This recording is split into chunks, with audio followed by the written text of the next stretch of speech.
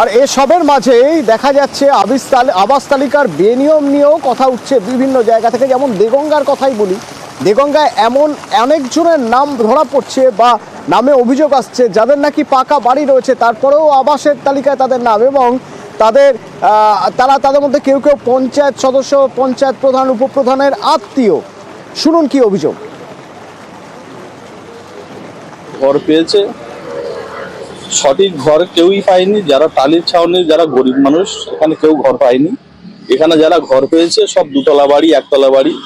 লোভ দেখিয়ে 10,000 টাকা দেবো, 5,000 টাকা দেবো, তাদের বাড়ি দেখিয়ে এরা সব ঘর নিয়েছে। এখানে যে উপপ্রধান আছে ওনার নিজের 2 কাকা, তারও দুতলা বাড়ি। এখানে একজন ক্যালকাটা পুলিশের চাকরিও করে, তারও মার নামে এখানে ঘর এসছে, তারও পাকা বাড়ি, ছাদ দেওয়া বাড়ি। একটা গরিব মানুষ এখানে কেউ ঘর পায়নি। অনুপম, অভিযোগকারীরা যে অভিযোগ করছেন সেই অভিযোগের হিসেব যদি দেখা যায় তাহলে এমন 21 জনের নাম রয়েছে যাদের নাম ওই তালিকায় থাকারই কথা নয়। তাহলে তাদের নাম এলো কিভাবে অনুপম? হ্যাঁ দেখো অতনু, প্রথমে বলে রাখি এটা দেগঙ্গার ঘটনা না, এটা হচ্ছে উত্তর চব্বিশ পরগনার বাদুরিয়া ব্লকের ঘটনা। নয়া বস্তিয়া মিলনী যে পঞ্চায়েত, সেই পঞ্চায়েতের ঘটনা এটা। সেখানকার এই নয়া বস্তিয়া মিলনী পঞ্চায়েতের যে উপপ্রধান রমা মণ্ডল, সেই রমা মণ্ডলের একদম আত্মীয়, এক কথায় বলা যেতে পারে একদম গায়ে বাড়ি, এক জায়গায় বাড়ি এবং বড় 3তলা 2তলা বাড়ি। সেই তার আত্মীয়, তার নামে আবাসের তালিকায় নাম রয়েছে। সেই একই জায়গায় পাশেই একজন পুলিশের চাকরি কর্তব্যরত, তার মায়ের নামে বাড়ি এসেছে।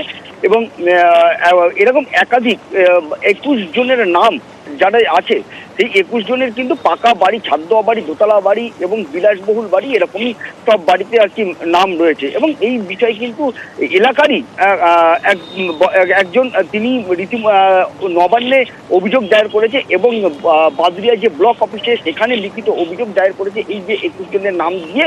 এবং আমরা এই বিষয়ে আমরা যখন এই যে রমা মণ্ডল যিনি উপপ্রধান, তার সঙ্গে যখন আমরা যোগাযোগ করি, তিনি যেটা জানিয়েছেন যে যখন এইসব আবাসের তালিকায় যখন সার্ভে হয়েছিল বা যখন নাম নথিভুক্ত হয়েছিল তখন 2 বছর 3 বছর আগে, তখন এদের কাঁচা বাড়ি ছিল, টালির চালের বাড়ি ছিল, যে কারণে তাদের নামটা উঠেছে।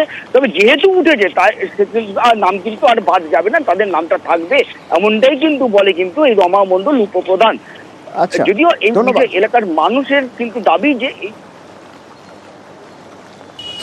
মোজাইক করা বাড়ি নেই বা চাকরি করে এরকম না, ছেলে হয়তো এখন পেয়েছে, আগে সে চাকরি করতো না, তাদের আর্থিক অবস্থাও খুব ভালো না।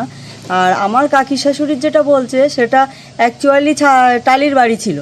তো যখন 22 সালে বললো যে ইমিডিয়েটলি ঘরটা ভেঙে ঘর বানাতে হবে, তখন ভেঙে সাথে সাথে ঘরটা করেছিল। প্রায় 30 জনের এরকম না, 30 জন না 8 জনের মতো আছে।